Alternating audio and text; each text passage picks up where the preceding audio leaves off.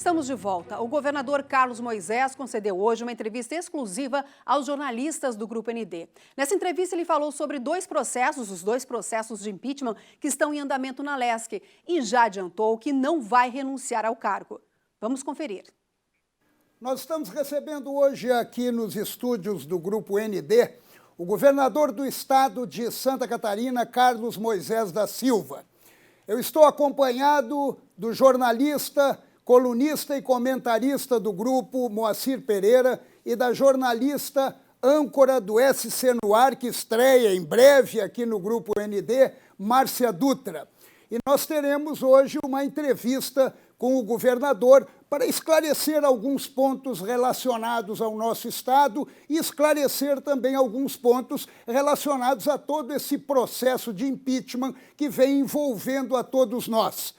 Governador, antes de mais nada, eu gostaria de agradecer a sua gentileza de conceder essa entrevista por Grupo ND, de separar um tempo na sua agenda e vir até os estúdios para nos receber, nos ouvir e para a gente poder aqui dialogar, conversar e esclarecer alguns pontos. Eu que agradeço, Paulo, Márcia, Moacir, uma satisfação estar com vocês aqui e também apresentar ao público catarinense as nossas versões de todas as conversas, de todos os assuntos que podem ser abordados aqui com tranquilidade, porque eu tenho certeza que Santa Catarina merece a atenção do seu governador e da imprensa local também. E é exatamente isso que a gente quer. A gente quer ouvir o senhor e quer ouvir o que o senhor tem para esclarecer. E, governador, eu começo já lhe indagando da seguinte maneira. O Santa Catarina, pela primeira vez, numa situação até inédita, vem sofrendo 2 processos de impeachment. Um governador, o senhor está respondendo por 2 processos de impeachment. Isso nunca aconteceu em Santa Catarina. E eu não quero falhar, mas eu acredito que nunca aconteceu no Brasil. O senhor em nenhum momento fez um meia-culpa vendo essa situação e esse quadro? Bom, absolutamente o que se percebe hoje que é um movimento 100% político, porque nós não temos justa causa em nenhum dos 2 processos de impeachment. Isso é facilmente observável quando você analisa, quando você tem acesso aos autos dos processos e entende por que o governador e a vice-governadora de forma muito seletiva e por que não os outros, processos também não prosperam, porque sempre os 2, governador e vice-governador, no polo passivo dos processos de impeachment. Significa dizer que não se quer tirar um governador do estado, se quer tirar um governo. Então, tanto um processo quanto o outro visam exatamente os 2. Por outro lado, você falou que nunca antes na história do nosso estado a gente submeteu-se, o governador e a vice também, a 2 processos, da mesma forma como nós temos números muito bons em Santa Catarina que também nunca aconteceram em nosso estado antes. Essa semana, inclusive, fui informado de que o nosso estado atingiu pelo CLP, que dá aí um ranking dos estados, como o estado mais eficiente do Brasil, em primeiro lugar com 100 pontos. O senhor não em nenhum momento considera que esses 2 processos de impeachment sejam por erros cometidos pelo governo? Não, veja, nessa questão, por exemplo, do processo dos procuradores, é um processo que não tem justa causa, trata-se de uma ação judicial que já tramitava em juízo, que fez coisa julgada, inclusive em mandado de segurança coletivo, para um grupo de procuradores. Então não foi o governador nem a vice que concederam esse aumento. Então já basilarmente se diz, não há ato do governador, então não há um equívoco do governador nem do governo. Há um ato de procuradores ampliando... Não é? A culpa é dos procuradores. Então. Ampliando a decisão judicial, fizeram a interpretação de que era devido, uma vez que o artigo 196 da Constituição não foi julgado inconstitucional. Mas aí o senhor assinou, governador? Não há assinatura do governador, nenhuma assinatura. Não há nenhum ato de mérito, de julgamento de mérito nesse processo, nem da vice-governadora, nem do governador. Mas o que consta é que o senhor autorizou o pagamento, quer dizer, oficialmente quem autorizou foi o secretário da administração, mas todo o processo tem que passar pelo governador. Então, não passou. O processo ele apenas inicia, como um inquérito policial. Então tem a sua participação? Não, a portaria de abertura, ela inicia o processo. O Tribunal de Contas considerou que esse aumento era ilegal e mesmo assim foi concedido. O Tribunal de Contas ele emitiu uma cautelar suspendendo o aumento. Eu queria que o senhor me confirmasse o seguinte, o senhor ainda defende a legalidade desses atos? Veja, isso são então, teses jurídicas. A sensação que você tem é que os procuradores enganaram o senhor, ou o senhor sabia que era ilegal? Não há ato do governador, não houve ato do governador estendendo esses benefícios. O senhor deflagrou o processo? O senhor está isento, então? Exatamente. Não há ato do governador, nem da vice-governadora. Essa discussão de caber ou não caber impeachment tem a ver com a responsabilidade, um crime de responsabilidade cometido pelo governador e pela vice-governadora. Se nós quisermos discutir a tese jurídica, eu acho que a gente tem que esperar, inclusive, a decisão judicial para que ela seja implementada, né? O que nós defendemos é que não há ato do governador, não há ato da vice-governadora, para dizer o seguinte: há a responsabilidade do governador e da vice na concessão de um aumento que, aliás, vinha sendo dado ano a ano. Ano a ano, ele sempre foi concedido, Governador, então, baseado no artigo 96 da Constituição do Estado. O governador, então, não tem responsabilidade de nada, nem disso, nem dos respiradores. O governador não compra. O governador tem responsabilidade nos atos em que ele tem a digital dele, tem a lavra dele. Neste caso, do aumento dos procuradores, bem como quando se menciona a compra dos respiradores, o governador também não compra, também não há responsabilidade do governador. Governador, como é que chegou, então, aonde chegou? Passou pela Assembleia, passou pelos deputados, agora está numa comissão, no Tribunal Especial de Julgamento, com desembargadores, 5 deputados, 5 desembargadores. Qual é a expectativa que o senhor tem tido? Vai chegar para os desembargadores e eles vão dizer o quê? Ah, isso tudo foi um equívoco? Não aconteceu nada? O senhor não teme questões técnicas? Porque esse julgamento dessa comissão vai ser um julgamento basicamente técnico. Está tudo certo, tecnicamente falando? É isso que nos tranquiliza. Nós temos certeza, convicção de que são magistrados independentes, né? A carreira de todos eles mostra isso, e baseado nas decisões técnicas desse colegiado, que acredito que vai ter uma decisão adequada. Eu vou pular agora lá para os respiradores. Já que nós estamos com o processo de impeachment, o senhor considera que esse processo de impeachment não tem valor nenhum, Perfeito. porque o senhor não está envolvido nele. Perfeito. Também o processo de impeachment que está sendo aberto agora é um processo de impeachment que teve uma CPI que lhe acusou até que o senhor mentiu. Foi a expressão que usaram, o senhor me desculpe, eu estou apenas lhe colocando a expressão que usaram no decorrer da CPI.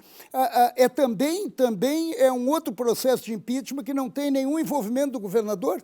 Ou isso tudo, de repente, não pode ser classificado como uma omissão do governador? Veja, em relação ao governo do Estado... O senhor está sendo investigado. Em relação ao governo do Estado, nós entendemos que não há justa causa para esse processo ter subido, apenas alguém citou lá, estou em linha com o governador ou governador, não disse nome, não disse em qual estado era, e isso veio para os autos, né? Então, o que a gente percebe é que é possível que tenha havido algumas pessoas que se aproximaram do Estado nesse momento, mal intencionadas, é possível. A Justiça deverá dizê-las, o nome de cada uma delas, o envolvimento e a gravidade do seu envolvimento. Desculpe, Moacir, faltou experiência do governo ou de repente, houve má-fé de alguns autores do governo? É aí onde houve a má-fé que nós queremos saber através do processo judicial. Está envolvido um secretário que era o seu braço direito, era o primeiro-ministro. O senhor foi enganado por ele? O senhor acredita na inocência dele? O que aconteceu? A quadrilha estava dentro do gogoverno? Foi preso, né? Foi preso. Está, inclusive, com tornozeleira eletrônica. Exatamente. Cada um dos responsáveis por esse processo de compra, que tiverem que ser indicados pela Justiça, o serão. Por isso que a gente aguarda, obviamente, que o processo desça para Santa Catarina, para que se dê continuidade. Mas o senhor não tem nada a ver com isso? Obviamente que o governador não compra, né? Vamos lá para os deputados. Os deputados é um poder legislativo que é fundamental para ter uma sintonia com o governo. O senhor virou as costas para o poder legislativo logo que assumiu. Isso aí é um fato que o senhor... 2019 foi excelente, tivemos um excelente relacionamento, tive 28 deputados na base do governo. Os seus aliados... Eu não virei as costas para o Poder Legislativo logo que eu assumi, isso não é uma verdade. Os seus correligionários já não quiseram mais conversar. Não, mas veja, em 2019 nós tivemos ampla base na Assembleia. Com o PSL? Não. O senhor não conseguiu nem nomear o seu partido.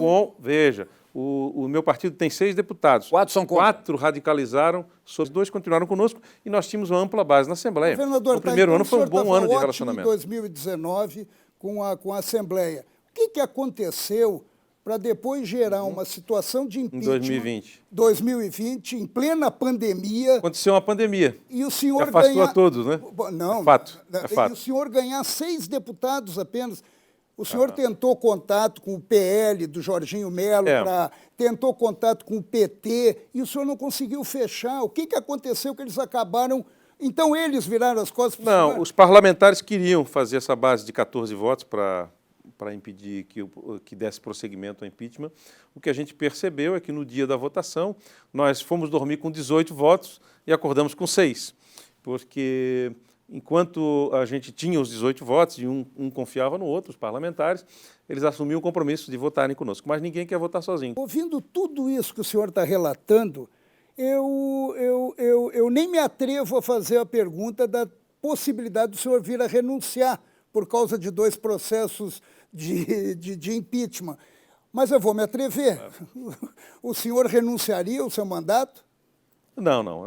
Essa é uma palavra que nós não... Posso não dar esteve... pergunta? Já pressionaram o senhor? Já apelaram o senhor? Já sugeriram o senhor? Posso ir além, então, completar o trio calafrio aqui?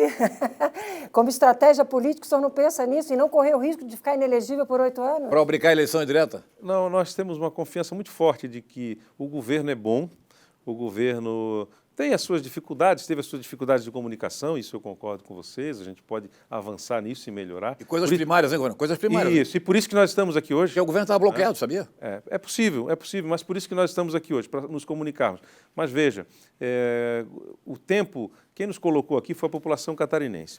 Quem deve julgar o governo, se ele é bom ou ruim, ao final de 4 anos, é o povo catarinense. O senhor quer dizer que se o senhor pular esse impeachment, o senhor vai à reeleição? Não vou. Isso está claro para nós que essa é a vontade, né? Eu não sei se o Instituto da Reeleição também vai subsistir até lá. E, por outro lado, a gente nunca sabe, né, do segundo mandato, como ele é. O fato é que a gente está muito satisfeito com os resultados que nós tivemos nesses 2 primeiros anos de governo, que completa agora, final do ano. Ontem ainda houve uma carreata, né, no domingo. Exato. O senhor participou, fez até um discurso lá e tal. E também vai aquela carta aberta aos catarinenses, assinada por todos os secretários e diretores, que os deputados lamentaram, criticaram, acharam muito agressiva, muito desrespeitosa. A pergunta é a seguinte: o impeachment já tinha sido aberto pela Assembleia. O senhor acredita, o senhor esperava, os seus assessores, a sua estratégia política de que, com essa carta aberta, com essas 2 carreatas, isso vai mudar o voto dos desembargadores, dos deputados, é isso? Nós acreditamos que os votos dos desembargadores serão, dos deputados também, esperamos, né, que sejam votos técnicos baseados na justa causa, né? Por que a carta? A existência ou não. A carreata? Essa manifestação é voluntária. Né, não foi, governador. Voluntária. Secretários seus convocaram todos os comissionados. Mas veja, é voluntária de quem quer que tenha organizado. Eu, por exemplo, fiquei sabendo desse movimento da carreata, ao mesmo tempo em que a carta dos secretários também eu fui surpreendido, eles me procuraram. O senhor não sabia de nada? Não, porque nós tínhamos uma reunião prevista de colegiado para estar com os secretários e nesta reunião de colegiado eles colocaram o cargo à disposição e disseram mais, olha, nós vamos assinar uma carta, enfim, repúdio ao que está acontecendo, porque eles entendem que é de fato 3º turno de eleição, é tapetão, é retirar um governo e não um governador. Não foi uma iniciativa do senhor? Não, negativo. O cenário futuro. No dia 7 será conhecido o parecer do relator no Tribunal Especial de Julgamento. E no dia 16, segundo o calendário, será decidido se a denúncia vai ser ou não acatada. Então, eu queria que o senhor desenhasse os 2 horizontes. Primeiro horizonte, o processo foi rejeitado. O que é que acontece em Santa Catarina, governador? Bom, Santa Catarina continua nesse rumo que ela está, que é melhoria das contas públicas, transparência. Obviamente que, como você bem fala... Reforma no secretariado? A gente precisa de uma base política na comunicação mais efetiva, porque aqui não houve. Se comunicar, reconstruir essa base política, melhorar, reparar algo que, eventualmente, na área da comunicação a gente tenha equivocado. Né? A Assembleia Legislativa, no dia 14, decide afastar o governador. Apoie o pedido. Eu não acredito nessa hipótese, eu acredito que o Não, mas se acontecer? Eu não acredito nessa hipótese. A gente não pode sofrer de véspera, né? Mas pode acontecer, governador. A gente vai continuar demonstrando para os julgadores, sejam quem eles forem, que não há justa causa nesse processo, que o governo deve permanecer, é legítimo que o governo permaneça. Inclusive, o Senado agora se manifestou que a instrução deveria ser na fase ainda durante o período que estava o processo na Assembleia Legislativa. Nós temos uma arguição de descumprimento de preceito fundamental, uma DPF, que visa chamar o controle concentrado do STF na constitucionalidade dessa lei, uma vez que ela é anterior à Constituição, a lei de 50. A gente aguarda que esse rito do processo de impeachment seja definido, porque existem algumas lacunas, algumas áreas de sombra que a gente precisa entender. O senhor e a vice estão juntos? Esse movimento todo fez com que vocês se reaproximassem? Nós acreditamos que sim. De minha parte, não havia afastamento, mas, enfim, como você bem colocou, Márcia, em algum momento houve ali uma fragilização do relacionamento, mas nós já conversamos, talvez por discordância de algumas ideias durante o período em que a gente passou no governo,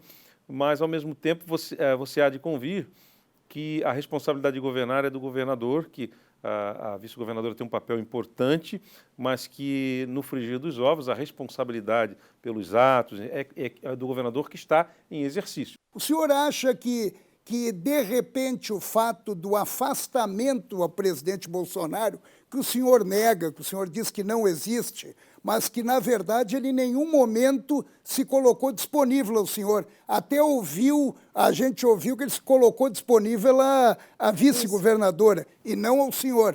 Sabe, o senhor acha que esse afastamento também influenciou tudo isso? Vejo que não há afastamento nosso, na verdade, eu digo que sempre respeitei a condição do presidente da República e eu não tive proximidade, porque também nunca me foi dada a proximidade, assim, um relacionamento próximo, até porque, imagina, um presidente da República tem as suas atribuições, não há nenhum desalinhamento. O que a gente faz aqui é o que ele tem feito lá. Estamos às vésperas da eleição municipal. Quem é que você vai apoiar para prefeito de Santa Catarina? Olha, prefeito aqui em Florianópolis, o PSL, né, coligou, que é o meu partido, e estaremos juntos, sim, apoiando a prefeita Ângela Min. Não, em município onde o PSL tem um candidato forte, você vai apoiar? Olha, são vários municípios que nós temos hoje. Grande, município grande. 71 municípios catarinenses, né? Eu não vou lhe dizer assim que, por exemplo, Joinville, né? Nós temos o Dr. Dalmo lá, um médico bastante conhecido, que é o nosso pré-candidato a prefeito de Joinville. Você vai lá? É um grande... Vamos lá, sim, vamos lá. Você vai botar o carro na estrada. Vice-prefeito Derian, que foi secretário de Estado. Governador, nós estamos encerrando, agradecendo a gentileza do senhor vir até aqui, responder às nossas perguntas, às nossas provocações. E antes de terminar, eu vou fazer mais uma provocação. E aonde estão os 20 milhões, já que pegaram 13 milhões, aonde estão os 20 milhões dos respiradores? Isso. São 19 milhões que precisam resgatar, né? São praticamente... teve 14? 14. Então. 13 milhões, 754.215 reais e 51 centavos, se não me falha a memória. Mas tem milhões ainda fora. Tem. Então, esses 19, até dia 6/10, a empresa tem no processo judicial a determinação do juízo que ela diga se vai repatriar, se não vai, aonde estão esses valores. Então, a gente está aguardando. Esse é um processo que corre também na Justiça e a gente acredita na Justiça, né, que é onde a gente se baseou, inclusive, para iniciar esta ação para resgatar os primeiros 14 milhões. Obrigado, governador. Obrigado a vocês, obrigado pela oportunidade. Pois então, o governador expressou, vocês viram durante a entrevista, uma expectativa em relação à ação que estava lá no Supremo Tribunal, que foi movida pela Procuradoria-Geral do Estado. A ministra do STF, Rosa Weber, negou hoje o segmento da ação que foi impetrada pela PGE, que questionava o rito do processo de impeachment, que iria beneficiar até o governador do Rio de Janeiro. E esse rito é contra o governador Carlos Moisés e a vice Daniela Rainer. Rosa Weber entendeu que não havia requisitos básicos na ação de descumprimento de preceito fundamental da PGE, que pedia a suspensão do processo de impeachment. Dos processos, né? É mais uma derrota na justiça para o governador Moisés.